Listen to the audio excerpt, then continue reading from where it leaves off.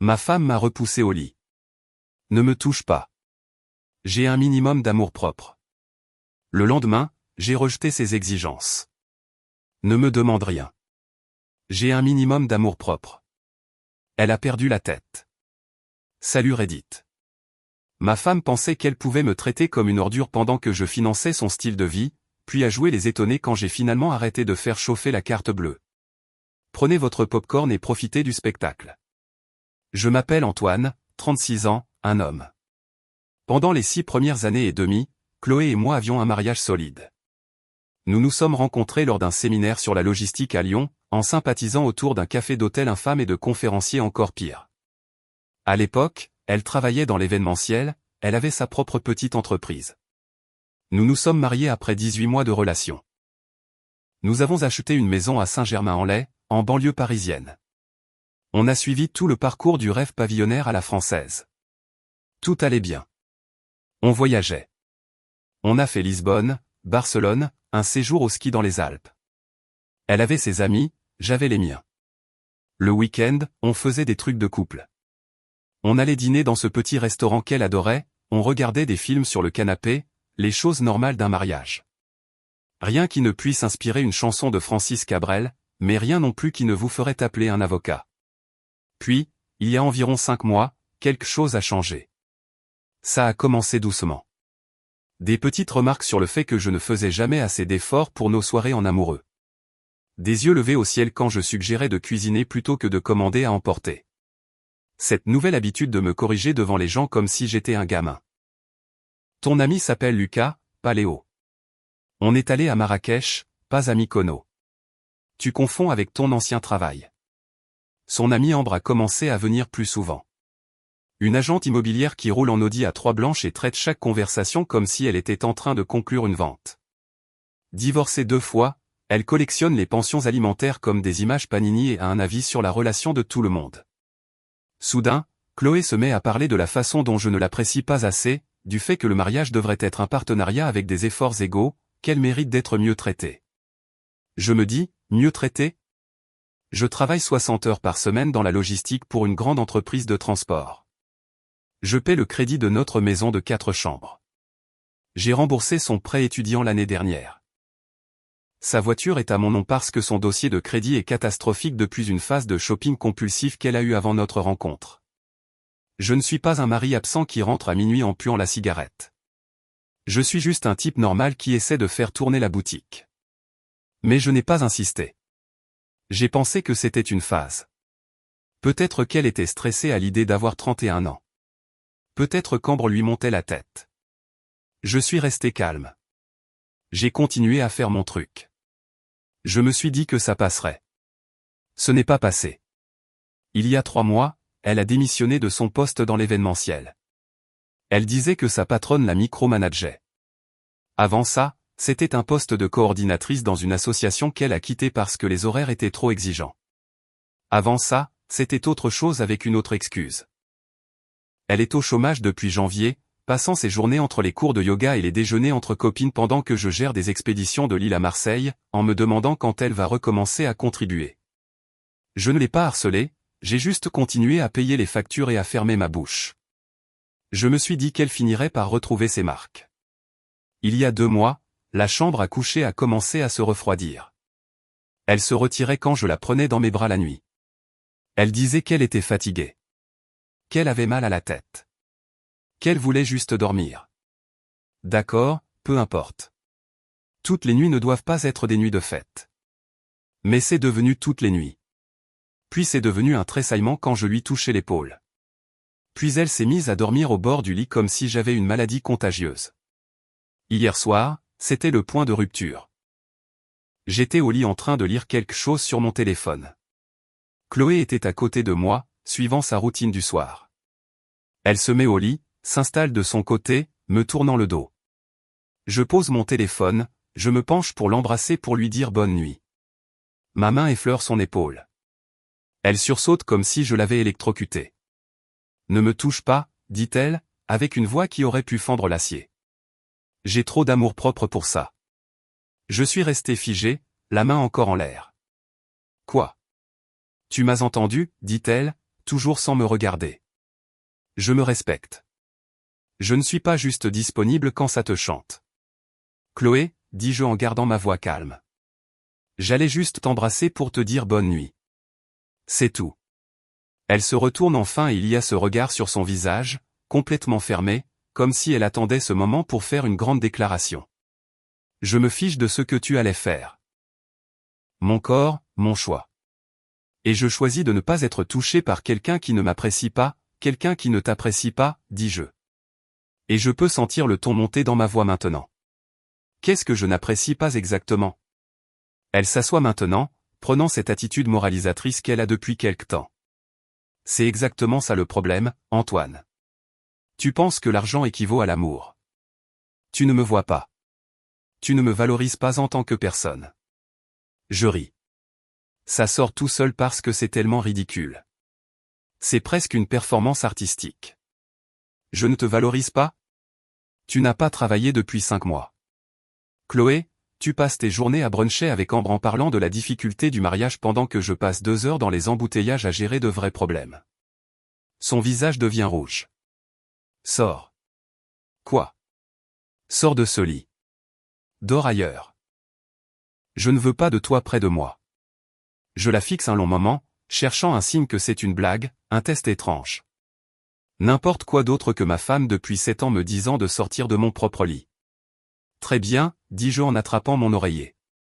Bonne chance pour payer les factures avec ton amour-propre. Je sors, je ferme la porte et je me dirige vers la chambre d'amis. Je suis allongé là, à fixer le plafond, à écouter la maison se calmer, et quelque chose se déclenche. Ce n'est pas une phase. Ce n'est pas du stress. C'est elle qui réécrit les règles et qui s'attend à ce que j'accepte tout. Ça n'arrivera pas.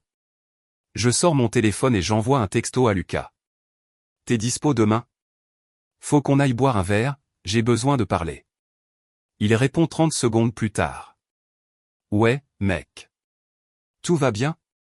Je réponds. Ça dépend de ta définition de bien. 20 minutes plus tard, je suis toujours réveillé quand j'entends Chloé aller dans la salle de bain. J'entends l'eau couler.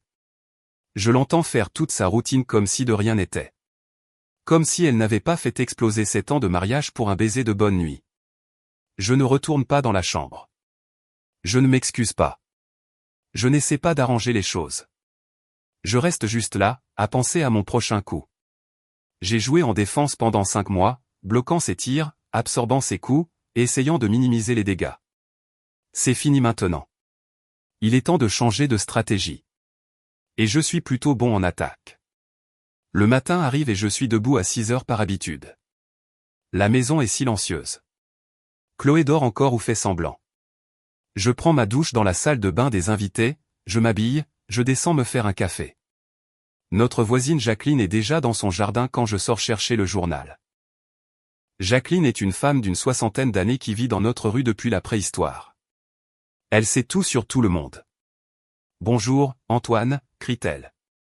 Vous êtes matinal. Tout va bien avec Chloé? Tout va bien, Jacqueline. Elle me lance un regard suspicieux. Bon, si vous avez besoin de quoi que ce soit, je suis là. Je hoche la tête. Je rentre. Jacqueline est inoffensive, mais elle va aussi être sur le coup quand les choses vont inévitablement exploser.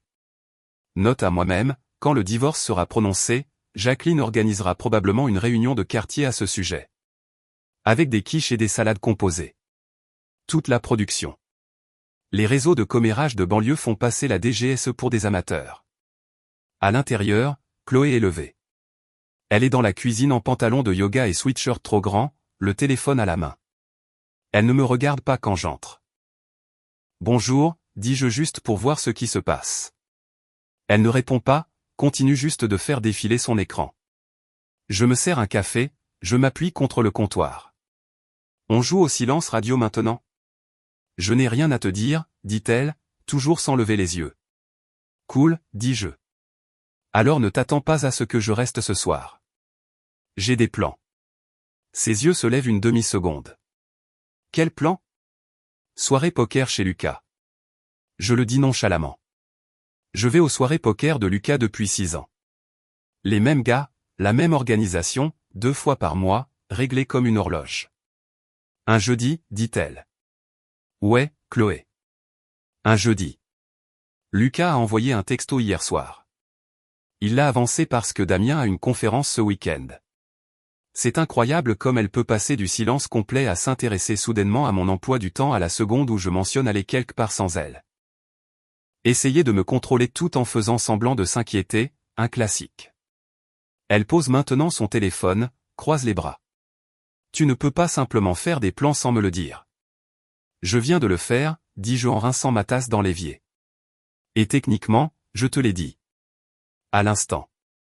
Ce n'est pas comme ça que fonctionne un mariage, Antoine. Je me retourne, la regarde droit dans les yeux. Tu m'as dit de sortir de notre lit hier soir parce que j'ai essayé de t'embrasser. Tu as dit que tu ne voulais pas être touché par moi, alors je te donne de l'espace. Sois reconnaissante. Sa bouche s'ouvre comme si elle allait répliquer, mais je suis déjà en train de sortir. Au travail, je fonctionne avec 4 heures de sommeil et de la pure rancune. J'ai 3 livraisons retardées dans le sud-ouest, un client qui hurle à cause d'une livraison en retard et mon directeur adjoint qui s'est encore porté pâle. Je passe 4 heures au téléphone à résoudre les problèmes des autres, puis 2 autres dans une réunion de planification qui aurait pu être un email. Lucas m'envoie un texto vers midi.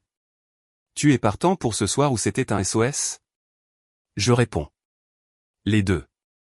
Il renvoie un emoji qui riait, apporte du cash. Je vais tout te prendre ce soir. À 18h, je suis chez Lucas. Il a un appartement en centre-ville, un vrai appart de célibataire, meubles en cuir, télé immense, table de poker. Damien est déjà là, silencieux comme d'habitude, en train d'installer ses jetons.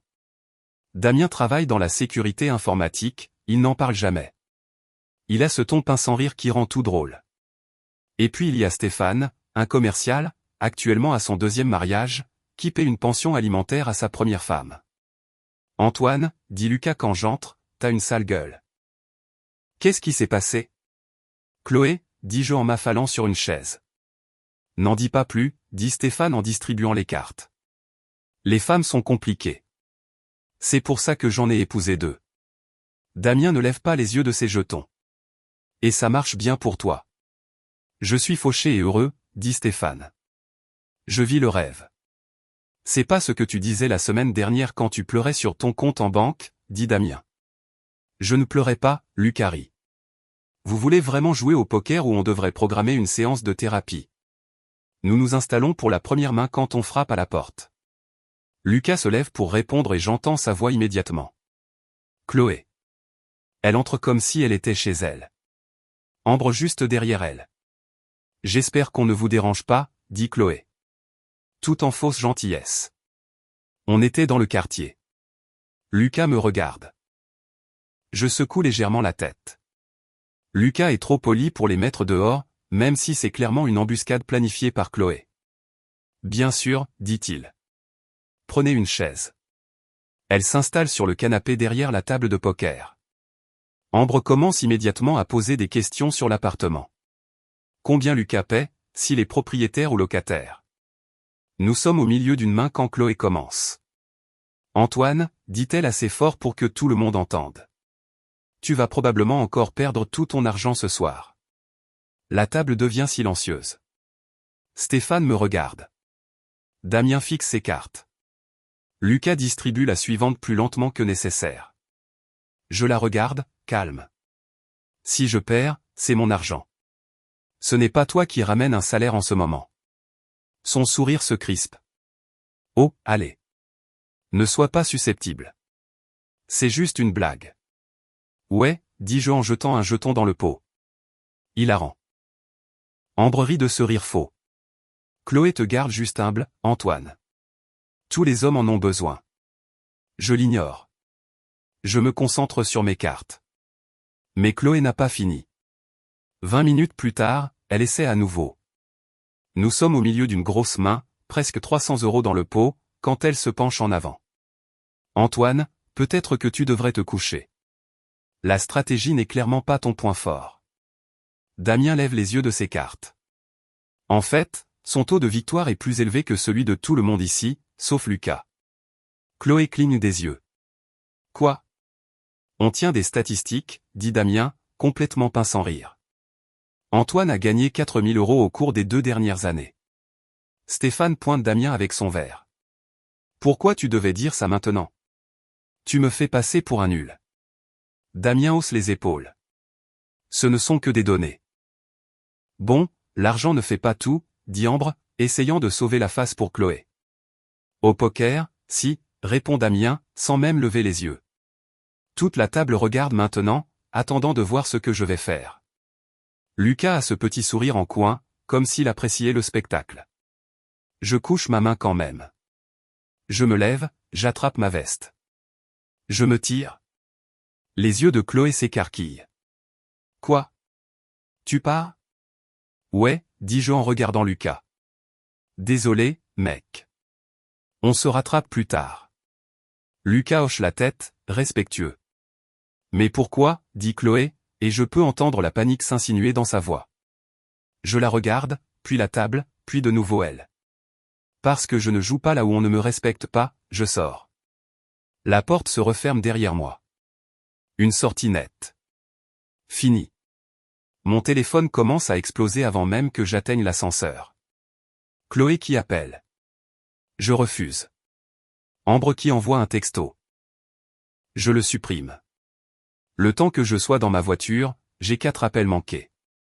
J'envoie un texto à Lucas. Désolé pour la scène. Il répond immédiatement. Ne t'excuse pas. C'était la main la plus intéressante qu'on ait jouée de toute l'année. Je rentre chez moi en faisant un détour. Chloé s'est pointée pour m'humilier devant mes amis. Quand ça n'a pas marché, quand je suis simplement parti, elle a paniqué. Elle veut le contrôle. Elle veut que je la poursuive, que je la supplie, que je lui prouve ma valeur. Ouais. Non, je n'ai pas signé pour ce jeu télévisé. J'arrive à la maison vers 22h. La voiture de Chloé est déjà dans l'allée. J'entre et elle est dans le salon, les bras croisés, prête pour le 2e round. Vraiment, Antoine, dit-elle. Tu m'as humilié comme ça? Je t'ai humilié, dis-je en me dirigeant vers les escaliers. Tu t'es pointé sans invitation à ma soirée poker juste pour me lancer des piques. C'est de ta faute. J'essayais de passer du temps avec toi, dit-elle, la voix montant. Non, dis-je en m'arrêtant sur la 3e marche. Tu essayais de prouver quelque chose à Ambre. Peut-être de te prouver quelque chose à toi-même. Je dors à nouveau dans la chambre d'amis. Décide ce que tu attends de ce mariage, parce que j'en ai marre de deviner. Tu ne peux pas juste, commence-t-elle, mais je suis déjà à l'étage, la porte fermée, la conversation terminée. Je suis allongé là, à penser aux prochaines étapes. Ce n'est pas réparable. Les fondations sont brisées. Demain, j'appelle un avocat. Le lendemain matin, Chloé est partie avant que je ne me réveille. Pas de mots, pas de texto, juste une maison vide. Ça me va. Je prépare le petit déjeuner. J'apprécie vraiment le silence. Je pars au travail sans aucun drame. Vers midi, mon téléphone sonne. Numéro inconnu de Rennes. J'hésite à répondre, mais quelque chose me dit de décrocher. Antoine, dit une voix de femme, sèche, critique. C'est Caroline. Caroline, ma belle-mère. Une femme qui ne m'a jamais aimé et qui a critiqué notre mariage pendant 7 ans à chaque dîner de famille. Bonjour, Caroline, dis-je, en gardant ma voix neutre. Chloé m'a appelé ce matin. Elle est très contrariée. Tu as été émotionnellement distant. Tu dors dans une autre chambre, tu étais à une soirée poker. Caroline, ma soirée poker. Elle s'est pointée sans être invitée. Elle dit que tu as été hostile envers tout le monde.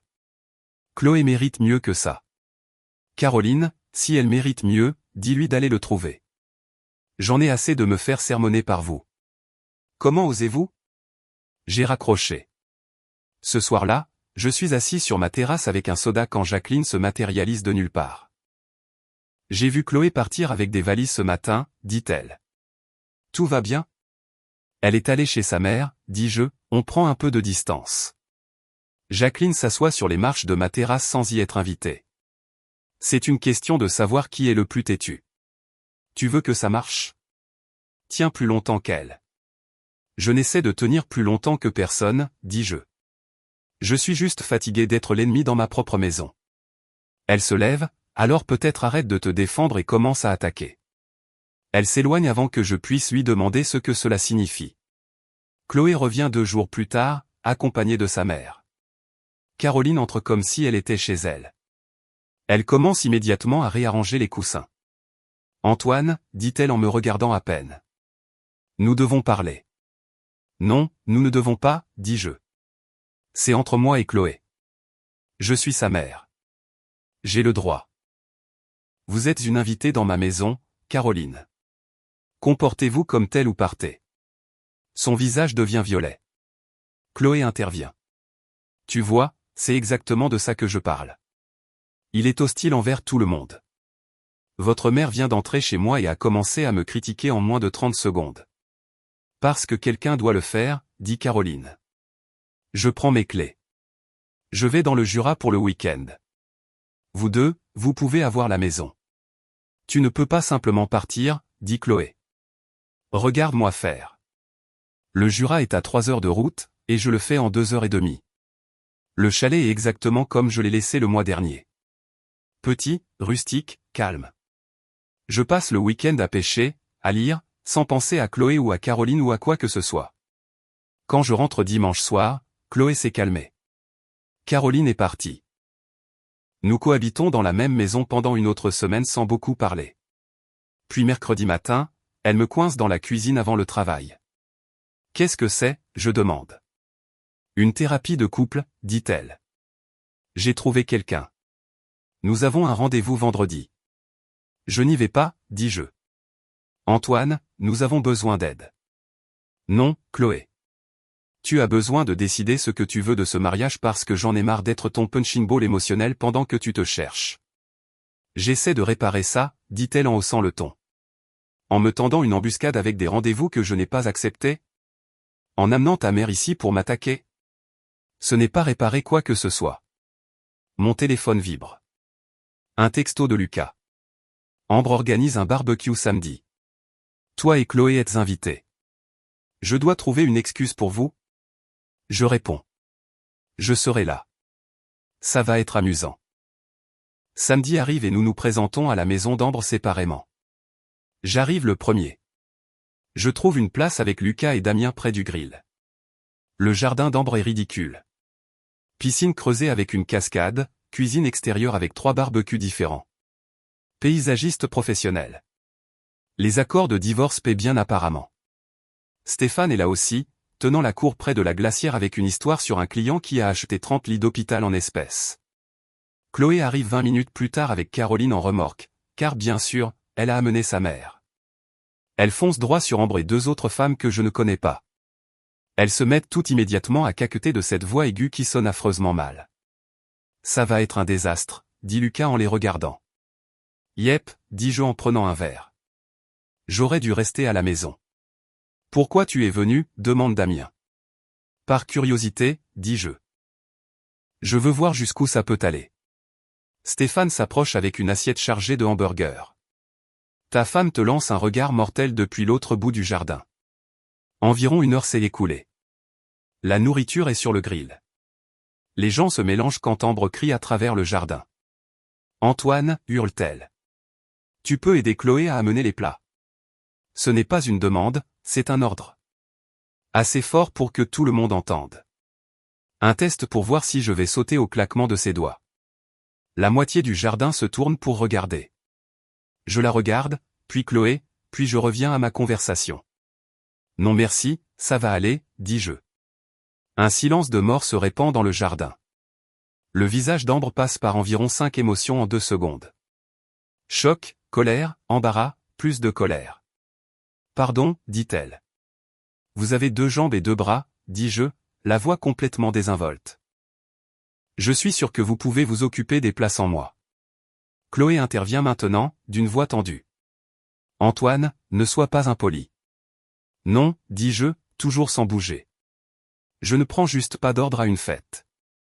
Si vous avez besoin d'aide, demandez comme une adulte.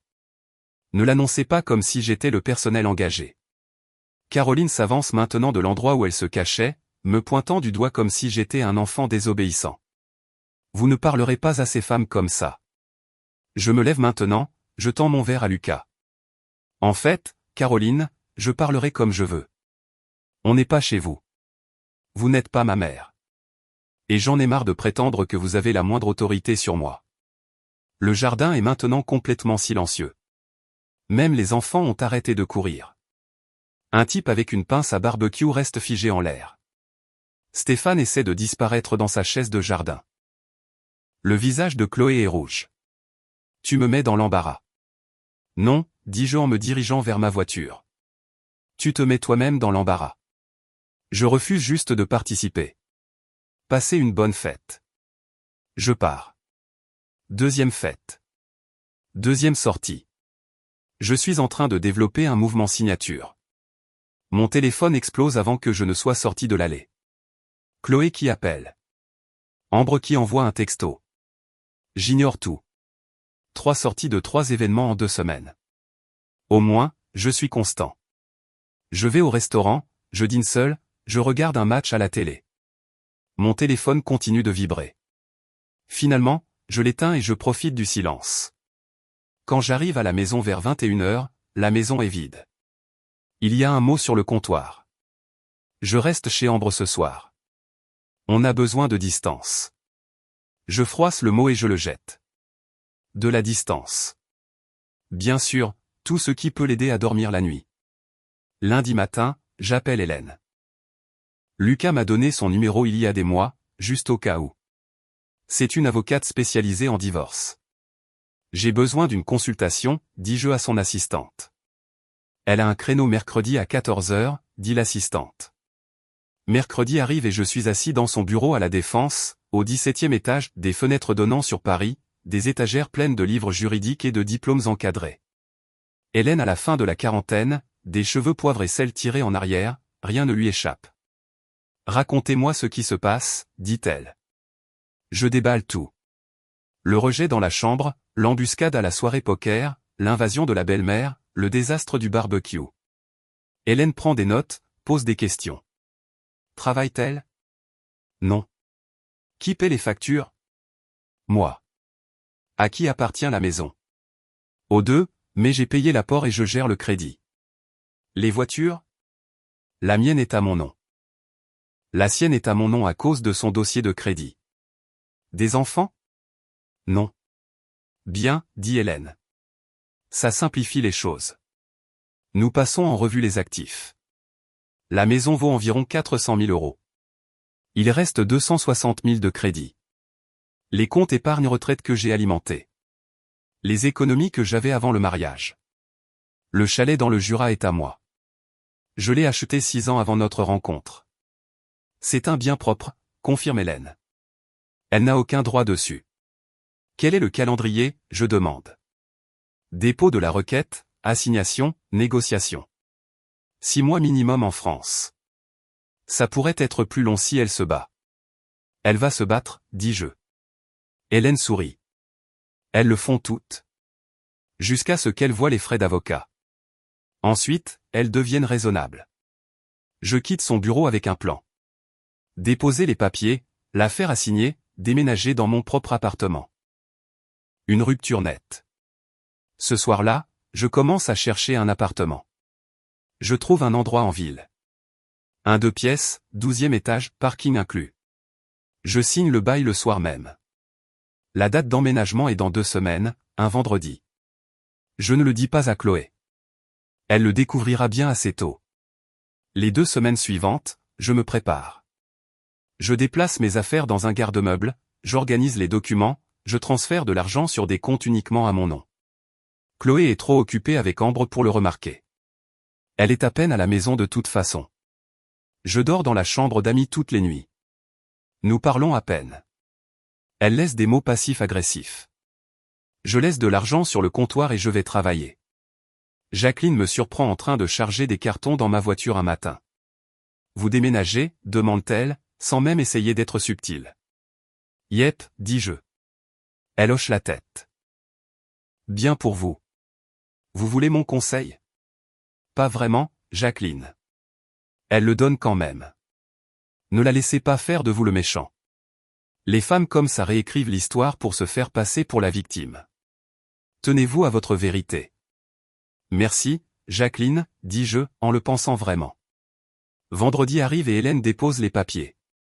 Je reçois la confirmation à 14 heures. L'huissier est prévu pour lundi matin. Je passe le week-end à déménager le reste de mes affaires. Chloé est chez sa mère à Rennes. Elle ne sait même pas ce qui se passe. Lundi matin, 9 heures. L'huissier se présente à notre maison. Je le sais parce que Chloé m'appelle 30 secondes plus tard, furieuse. « C'est quoi ça ?» dit-elle. « Les papiers du divorce », dis-je calmement. « J'en ai fini, Chloé. » Il y a une pause. « Tu ne peux pas être sérieux. On peut arranger ça. » Je suis sérieux. « Et non, on ne peut pas », elle raccroche. Je m'attends à ce que les cris commencent immédiatement, mais ce n'est pas le cas. Au lieu de ça, je n'ai rien pendant 2 heures. Puis un texto. « On peut au moins parler en personne ?» Je ne réponds pas. 1 heure plus tard. « Antoine, s'il te plaît. Je sais que j'ai fait des erreurs. » Toujours rien de ma part. Le soir, le ton change. Un autre texto. « Tu vas vraiment jeter 7 ans comme ça. » Puis, « Très bien, si c'est ce que tu veux. » Mais c'est le lendemain matin que les choses s'effondrent vraiment. Elle appelle à 7 heures du matin. Et cette fois, elle pleure. Vrai ou faux, je ne peux plus le dire. « Antoine, s'il te plaît, on peut arranger ça. On peut aller en thérapie. Je vais changer. Je ferai tout ce que tu veux. Tu as eu 5 mois pour changer, dis-je. Tu as choisi de ne pas le faire. Maintenant, assume les conséquences. » Les larmes s'arrêtent instantanément. « Je vais me battre, dit-elle, et sa voix devient dure. Tu regretteras de m'avoir quitté. Batte-toi autant que tu veux. Mon avocate est prête. » J'ai raccroché. Elle rappelle immédiatement. Je refuse et j'éteins mon téléphone. Ce soir-là, je suis dans mon nouvel appartement en train de déballer des cartons quand quelqu'un se met à marteler ma porte. Je regarde par le Judas et c'est Chloé. Son visage est rouge, le maquillage coulé, les cheveux en désordre. Je n'ouvre pas la porte. « Antoine » crie-t-elle à travers la porte. « Ouvre. On doit parler. »« Non, on ne doit pas, dis-je de l'autre côté. »« S'il te plaît, dit-elle. » Et maintenant, elle pleure à nouveau. J'étais perdu. Ambre me montait la tête. Je la virerai comme amie. Je ferai n'importe quoi. Intéressant de voir que nous sommes déjà à l'étape de la négociation. Habituellement, ça prend plus de temps. Elle doit être plus désespérée que je ne le pensais. « Chloé, rentre chez toi, dis-je. »« C'est de ta faute, crie-t-elle, changeant instantanément. Tu as abandonné notre couple. Tu as baissé les bras. Tu es faible. J'arrête de discuter, dis-je. Tu as le numéro de mon avocate. Par lui. Je vais tout te prendre, crie-t-elle. La maison, l'argent, ta retraite. Tu n'auras rien. Tu peux toujours essayer, dis-je. Elle martèle la porte pendant encore 5 minutes. Crie des menaces, pleure, supplie, crie d'autres menaces. Finalement, la sécurité de l'immeuble arrive et la raccompagne à la sortie.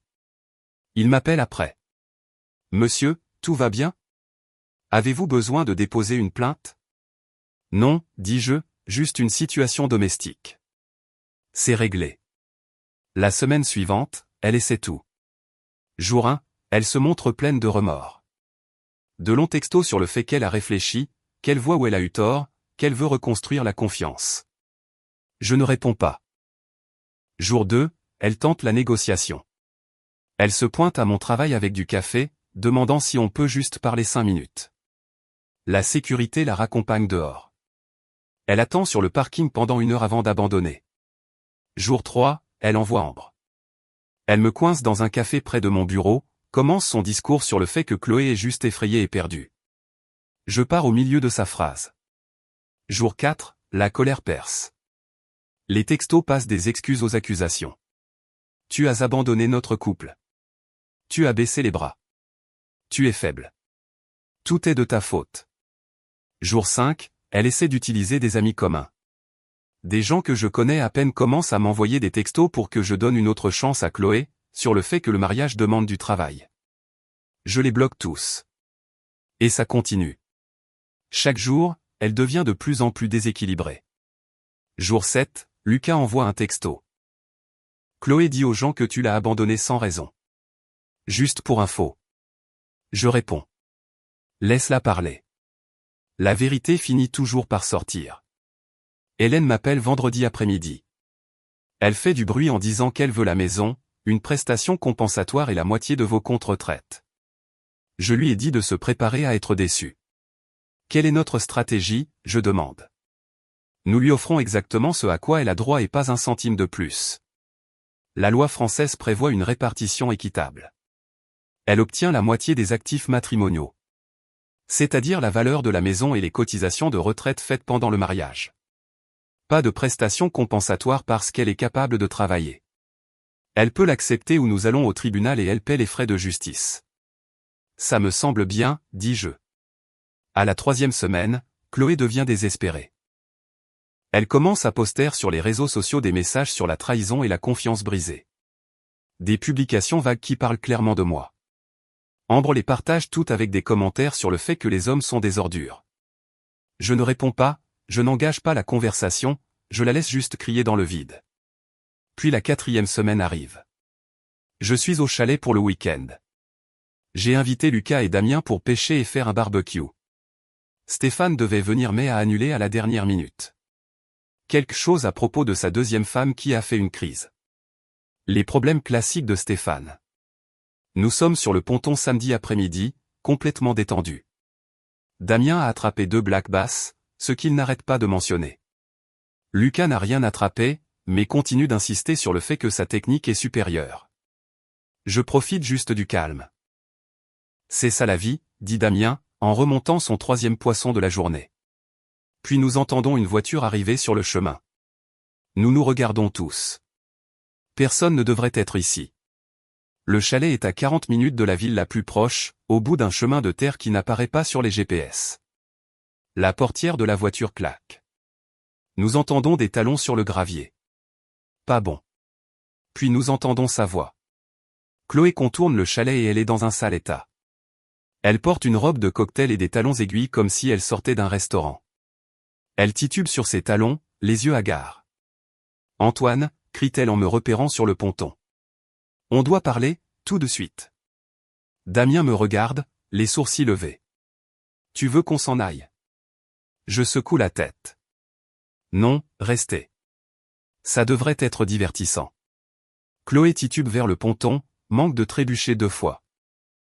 Lucas marmonne quelque chose sur l'assurance responsabilité civile, et je retiens un rire. « Tu ne peux pas simplement m'ignorer, dit-elle en se rapprochant, me pointant du doigt. Je suis ta femme. Tu es ma future ex-femme, dis-je, sans bouger de ma chaise. Et tu es sur une propriété privée. Elle s'arrête au bord du ponton, vacillant sur ses talons. Le ponton ne fait qu'1,50 m de large, et elle en occupe la majeure partie. Je suis venu jusqu'ici pour te forcer à m'écouter. Ça ne m'intéresse pas, dis-je. Rentre chez toi. Tu as ruiné ma vie, dit-elle. Tu as abandonné notre couple. Tu es un lâcheur.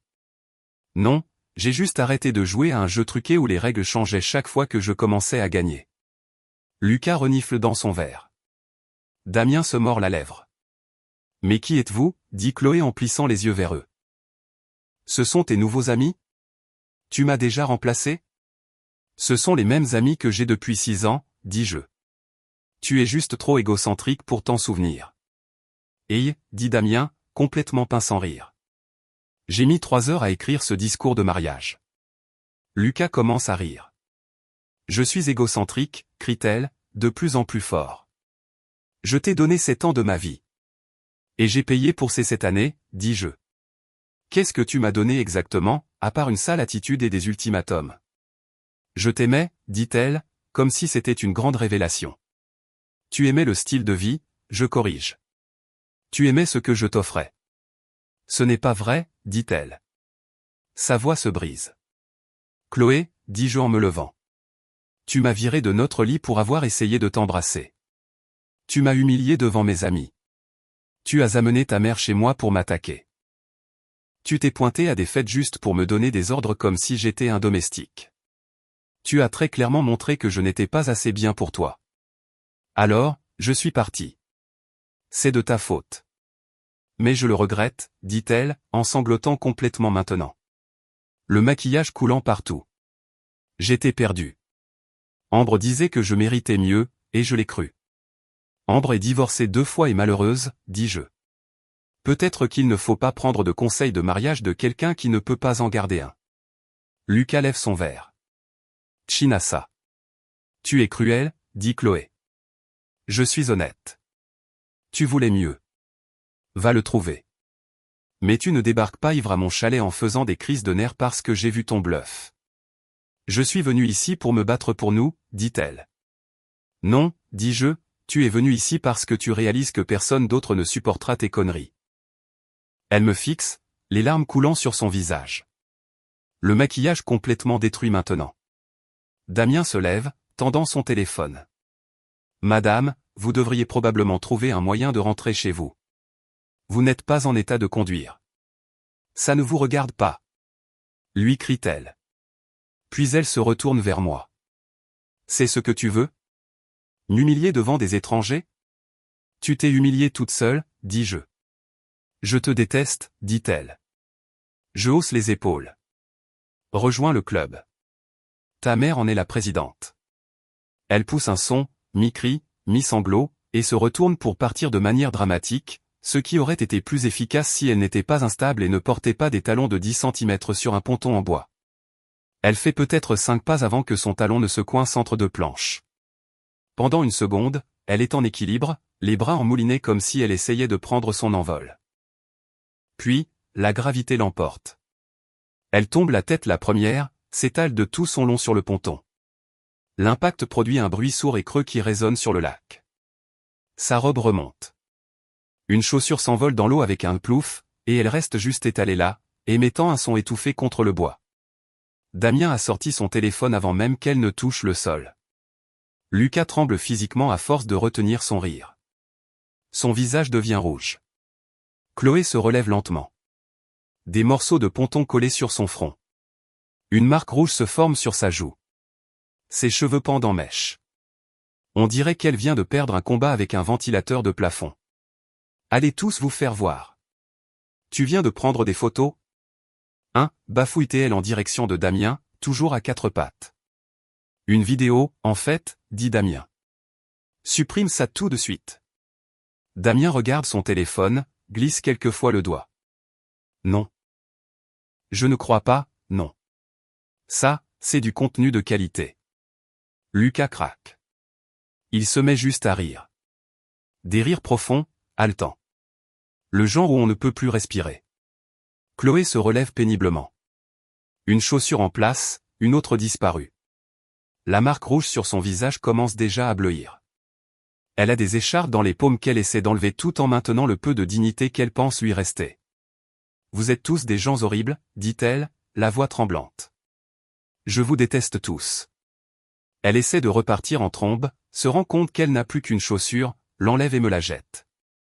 Elle me rate d'environ 1 mètre. La chaussure atterrit dans le lac à côté de la première. Eh bien, maintenant vous polluez, observe Damien. On devrait appeler la gendarmerie.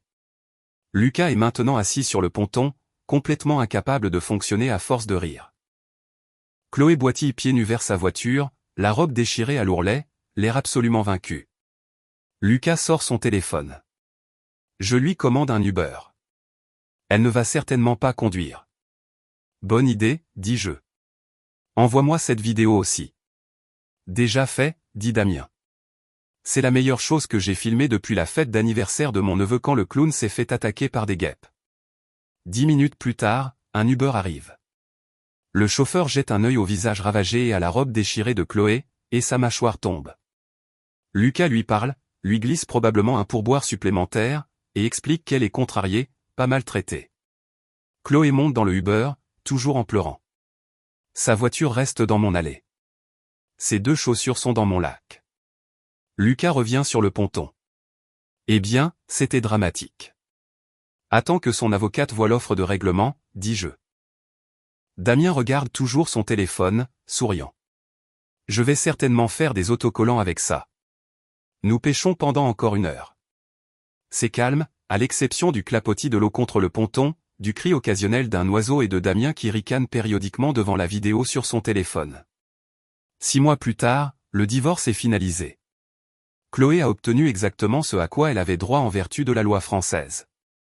La moitié de la valeur nette de la maison après les frais de vente, la moitié des cotisations de retraite matrimoniale, sa voiture, c'est tout. Pas de prestations compensatoires. Le juge a statué qu'elle était capable de travailler. Elle a essayé de plaider la détresse émotionnelle et l'abandon. Le juge a rapidement rejeté les 2 arguments. Les frais de justice totaux m'ont coûté 8 000 €. Chaque centime en valait la peine. Elle a emménagé définitivement chez Ambre après la vente de la maison. Aux dernières nouvelles, via le réseau de commérage de banlieue qu'est Jacqueline, elle a trouvé un travail à temps partiel dans une banque. Elle déteste probablement chaque minute. Caroline m'a appelé une fois après la finalisation du divorce. Elle m'a dit que j'avais détruit la vie de sa fille, que j'étais égoïste et sans cœur. Je lui ai dit qu'elle aurait dû apprendre à sa fille à ne pas mordre la main qui la nourrit. Elle a raccroché. Elle n'a pas rappelé depuis. Lucas et Damien passent la plupart des week-ends. On fait des trucs de célibataires normaux. On regarde des matchs, on joue aux cartes, on commande à manger.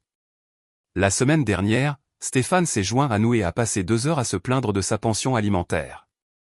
On l'a obligé à payer la pizza pour le punir. Je ne sors pas encore avec quelqu'un. Ça ne m'intéresse pas. Je vis juste selon mes propres termes pour la première fois en 7 ans. La vie est paisible.